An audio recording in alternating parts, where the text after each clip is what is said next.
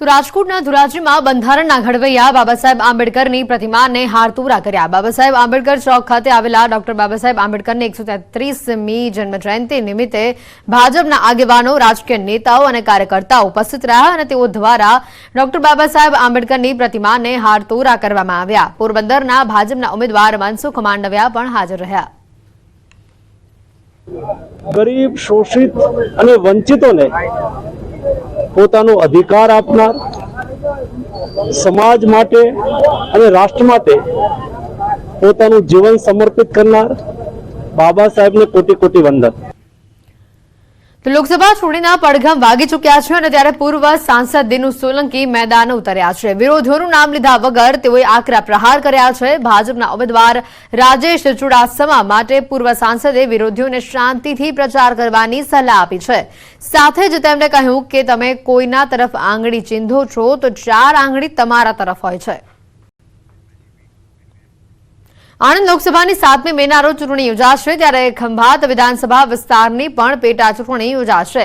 2022 વિધાનસભા ચૂંટણીમાં ખંભાત વિધાનસભાના કોંગ્રેસ ઉમેદવાર ચિરાગ પટેલ તાજેતરમાં ધારાસભ્ય પદેથી રાજીનામું આપી ભાજપમાં જોડાયા છે। ચિરાગ પટેલને ભાજપે ઉમેદવાર બનાવ્યા છે, જેની સામે કોંગ્રેસ પક્ષમાંથી તેમના જ મિત્ર મહેન્દ્રસિંહ પરમાર ઉમેદવાર છે। ત્યારે જાણીએ આ મામલે કોંગ્રેસના ઉમેદવાર મહેન્દ્રસિંહે શું કહ્યું। मध्य गुजरात आणंद जिल्लो आणंद लोकसभा में 7મી મે योजाशे चूंटणीनुं मतदान। अपनी साथे महेन्द्रसिंह छे। महेन्द्रसिंह साथे रूबरू बात करीए। महेन्द्रसिंह, कांग्रेस पक्षे टिकિટ आपी, शुं कहो छो?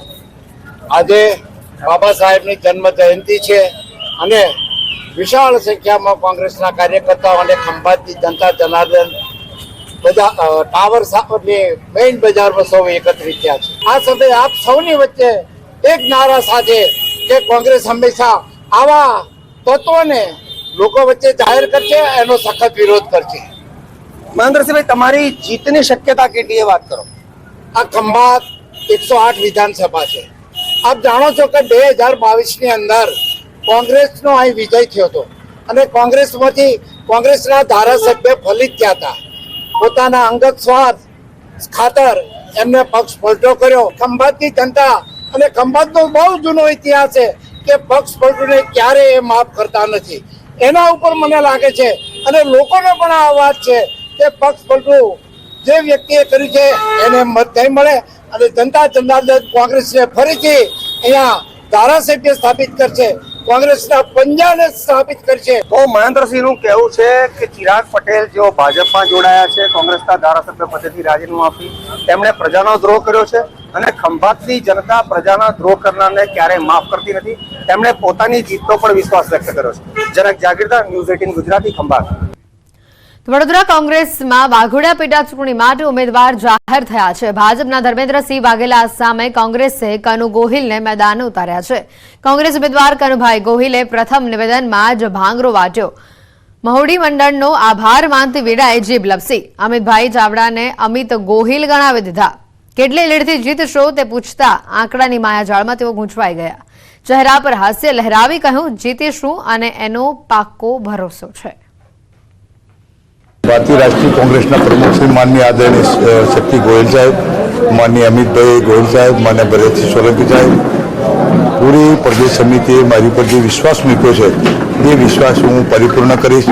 मारा स्थानिक આગેવાનો, સ્થાનિક લોકોના પ્રશ્નો વડોદરા તાલુકામાં અને વાઘોડિયા તાલુકામાં વર્ષો જૂના પડતર પ્રશ્નો છે એ પ્રશ્નોને હું વાચા આપીશ। સ્થાનિક લોકોને જે કંઈ જરૂરિયાતમંદ હશે એ જરૂરિયાતમંદને હું મારાથી જેટલી બને છે એટલી હું મદદરૂપ થઈશ। તો પોરબંદરની પેટા ચૂંટણી માટે કોંગ્રેસે રાજુ ઓડેદરાના નામની ઉમેદવાર તરીકે જાહેરાત કરી છે અને પોરબંદર જિલ્લા કોંગ્રેસના કાર્યકારી પ્રમુખ રાજુ ઓડેદરાએ જીતનો વિશ્વાસ વ્યક્ત કર્યો છે। કોંગ્રેસમાંથી રાજીનામું આપી ભાજપમાં ગયેલા અર્જુન મોઢવાડિયા સામે જ રાજુ ઓડેદરાએ કોંગ્રેસ તરફથી ચૂંટણીના मैदाનમાં તેઓ ઉતર્યા છે। અર્જુનભાઈ સાથે પણ કામ કરેલું છે। હવે વાત એવી છે કે હું આઈડિયોલોજીને વરેલો છું અને કોંગ્રેસમાં છું અને કોંગ્રેસે મારી ઉપર વિશ્વાસ મૂક્યો છે, એટલે મારે તો એ જ દિશામાં કામ કરવાનું છે જે દિશામાં હું કરતો હતો। આપ અમે 16 તારીખે ફોર્મ ભરવાના છે, આપને ખબર પડી જશે કાર્યકર્તાઓ કેટલા છે, એનો જવાબ આપને સભામાં મળી જશે। લોકસભાના ચૂંટણીના પ્રચાર માટે ડાંગના વઘઈમાં કોંગ્રેસ ઉમેદવારની પ્રવાસ યાત્રા યોજાઈ. વઘઈના નડગચોટ ગામમાં વાંસદાના ધારાસભ્ય અને કોંગ્રેસ ઉમેદવાર આનંદ પટેલની પ્રવાસ યાત્રા યોજાઈ હતી અને જેમાં કોંગ્રેસી કાર્યકર્તાઓ જોડાયા હતા. આ યાત્રા દરમિયાન સ્થાનિકોના પ્રશ્નો અંગે ચર્ચા કરવામાં આવી અને જેમાં મુખ્યત્વે બેરોજગારી, મોંઘવારી, ખાનગીકરણ અને ભ્રષ્ટાચાર ઉપર આકરા પ્રહારો કરવામાં આવ્યા. કોંગ્રેસ ઉમેદવાર આનંદ પટેલનું ગામ લોકોએ ઉષ્માભર્યું આ ગામમાં સ્વાગત કર્યું અને આ ઉપરાંત લડેંગે જીતેંગેના સૂત્ર સાથે આનંદ પટેલના જુસ્સાને પણ વધાર્યો.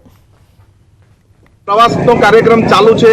એ પ્રવાસના કાર્યક્રમ દરમિયાન ડાંગના નડગખદી વિસ્તારમાં રાત્રિ સભાનું આયોજન તમાશા પાર્ટી સાથે કરવામાં આવ્યું હતું અને અહીંના ખૂબ મોટી સંખ્યામાં બીજેપીના કાર્યકર્તાઓ કોંગ્રેસમાં જોડાયા. અહીંના આગેવાન દ્વારા ઉષ્માભેર સ્વાગત કરવામાં આવ્યું.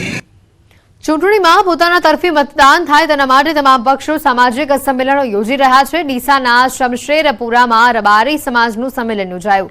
ધાનેરાના ધારાસભ્ય માવજી દેસાઈ અને પૂર્વ ધારાસભ્ય ગોવાભાઈ રબારીની અધ્યક્ષતામાં કાર્યક્રમ યોજાયો. બનાસકાંઠામાં રબારી સમાજના વોટ નિર્ણાયક સાબિત થઈ શકે છે અને તેવામાં ભાજપ તરફી મતદાન કરવા માટે ધાનેરાના ધારાસભ્ય માવજીભાઈ દેસાઈએ સમાજને અપીલ કરી. કોંગ્રેસમાંથી ભાજપમાં આવેલા ગોવાભાઈ રબારીએ પણ ભાજપને મત આપવા આહવાન કર્યું.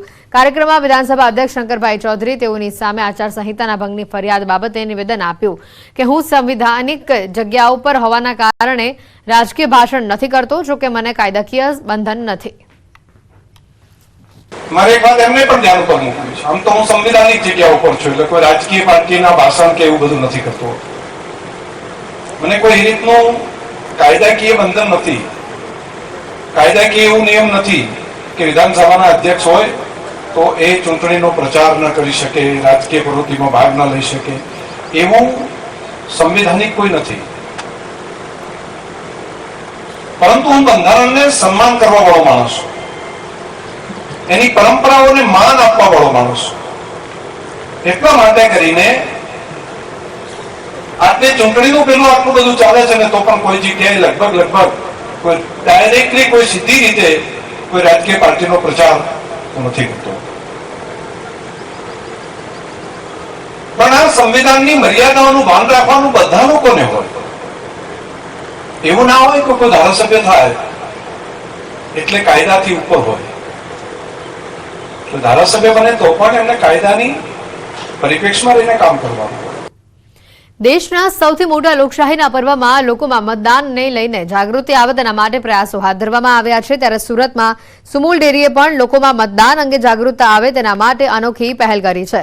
આ પહેલ અંતર્ગત સુમૂલ ડેરીએ દૂધની થેલી ઉપર ચુનાવ કા પર્વ દેશ કા ગર્વ આ સૂત્રને પ્રિન્ટ કરાવ્યું છે અને 12.50 લાખ થેલીઓ ઘર ઘર પહોંચાડી મતદાન જાગૃતિ અંગેનો સંદેશો પાઠવ્યો છે.